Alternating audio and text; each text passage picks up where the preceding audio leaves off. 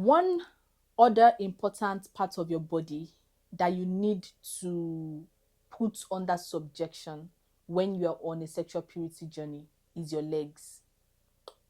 Yes, your legs. I talked to my legs many times. Oh, yes.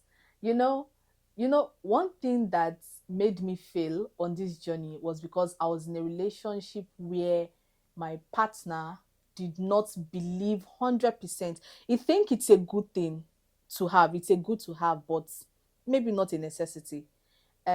He thinks it's good to live in sexual purity according to him, but it's not by force now. And every time he would say, oh, come and spend the night, oh, stop over. Now when I started this journey fully and I submitted myself in complete obedience to God, I needed to talk to my legs, and that was where the fight started. When he call and say, oh, when you're coming back from work, just stop over. And I say, yeah, I would stop over, but I'll stay downstairs, I'm not coming upstairs. And he'll be like, what does that mean? What's wrong with you? Something is changing. I'm like, yeah, I've told you, I'm no longer doing this. I'm on my sexual purity journey now, and I cannot come inside. And you'll be like, it doesn't make sense. One important part of your body that you need to put under subjection is your legs. Yes, the day the relationship ended was the day I said, okay, I will come to your house, but I'm not stepping into your room. And even if I will stay in any four corner walls with you, the door must be open. Ah, that was the day. That was the day that there was problem, because Baba was like, I don't understand what's going on with you. And then, when you're in a relationship with someone, and usually when you come into the room, you just feel free, you undress, drop your bags. And this time I was sitting on a chair very close to the door, and I was like, come to the bed, relax like you used to do, remove your clothes. And I said, no, there is a new person here. I no longer do that. And he was like, am I not a Christian too? I'm a Christian too now. I believe now. Don't worry. Nothing will happen. Nothing will happen. And I said, well, on this journey, we don't overcome by saying nothing will happen. We overcome by talking to our legs. And that was the day officially, that was the day the relationship ended, because I refused. I talked to my leg and I kept to my standards. Ladies, single Christian ladies, talk to your legs.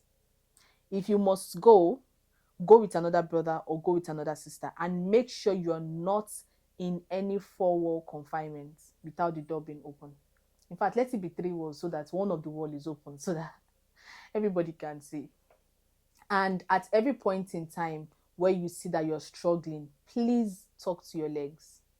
Your leg is a very important member of your body on this journey. You need to know when to walk away and when not to go there. You don't have to spend the night. You don't have to visit him in his house. He doesn't have to come to your house. Yes, that was another aspect. So when the relationship ended, this young man was trying to come back to me, and he was begging me, and I told him, this is my standard, I'm not doing it. And he said, okay, let's talk about it. I'll come over to your house. And then he paid me one random surprise visit. I was like, don't come. I've told you. And he was like, okay. I just want to come. And then he came to my house, and usually when he comes into my flat, we go straight into my room. And this time I was like, well, we are going into my flat. We came into my flat, and I led him into the kitchen, the living room where everybody is. And he was like, no, I'm not going to the living room. I'm going to your room. And I told him, I said, I'm sorry, but the girl that used to take you into the room that day, she's dead. It is no longer I that lives, but Christ that lives. And I was like, sure, what is going on with it? And I said, yeah, the truth is, I no longer do that girlfriend that will take you into the room. This time, if you really have something important to tell me or that you want to talk to me about, we have to go to the kitchen where there are other people there cooking and can hear what we're saying. Or we go to the living room where it's public. But my room, no longer. It is now a temple.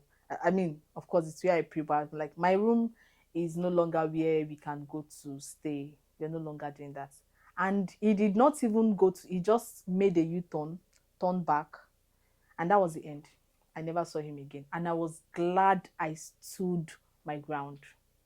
Ladies, I would say I would say an important stakeholder in a relationship is more of a lady, especially when it comes to sexual purity, because you'll be the one to determine if, except in situations of rape, which we don't believe you will, except in situations where there is rape, but the women are the main determinants, or most times the ones that would tell if sex is going to happen or not. So, ladies, be the standard, stick to your ground, keep to your words. You are the one that would say if it's going to happen or not. So, please don't do it. Talk to your legs, get up, carry your bag, and leave. Honor God with your body, respect God first before your boyfriend. I hope you listen.